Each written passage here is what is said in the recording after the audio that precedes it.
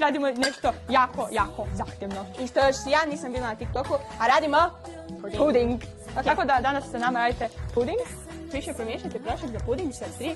A kako napraviti taj fini puding? Kupite ga u vrećici! Smo se jako pripremili, stavili smo kapice da, jer Luna ne kuha baš. Znači, pošto ja radi svoje bolesti tog ne smijem, morali smo staviti stvari koje ja smijem, poput ovog mlijeka. I tako, vidjet ćete do kraja. Luna, mi šećer. I to šećer. Tu imamo šećer. Smijeđimo. Ja vas ću stavljamo, je šećer. I to crni da bude zdravo. Imate jednu ko zna u kuhinji, a ja sam onaj koji drži. I ja jednako radim. I sad stavljamo naš puding. Evo ga, Luka stavila puding i šećer. Da, šećer. Bitno je dobro pričitati uputstva. Ja sad sipam mlijeko. Ne! Luka će neći stop. Ne! Ćeš uzeti ovo i staviti frižider, najvjerojatnije. Ne! I skuhat ćeš ga. Ovo nešto smrdi. Šta smrdi?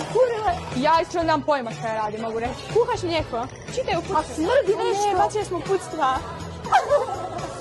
Ženska se umorila. Najbitnije je se dehidrirati. A pošto smo imali jako puno upita o Stanley bočicama, u našem opisu videa možete dobiti gdje ih mi nabavljamo. To smo ja i Luna se potrudile samo zbog vas napraviti i potruditi se naći link u kojem mi kupujemo bočice. Jako su dobri i kvalitetni. Ja sam mislila da će biti lakše. Luna, lakše se radi puding. Trebate jako strpljenja, a kaj ti sjela pitanje?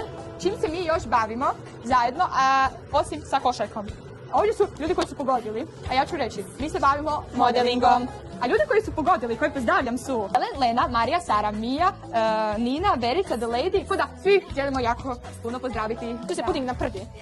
A u ovom videu pozdravljamo ljude koji pogode koliko nam je trebalo vremenski da napravimo puding. Imate još recepta u koji se ne uključuju gluten, jer ja imam takvu bolest.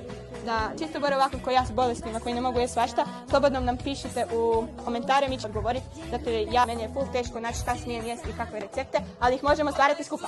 Puding idemo staviti hladiti, tako da se vidimo nakon 30 minuta. Na pudingu. I nakon 20-30 minuta na pudingu.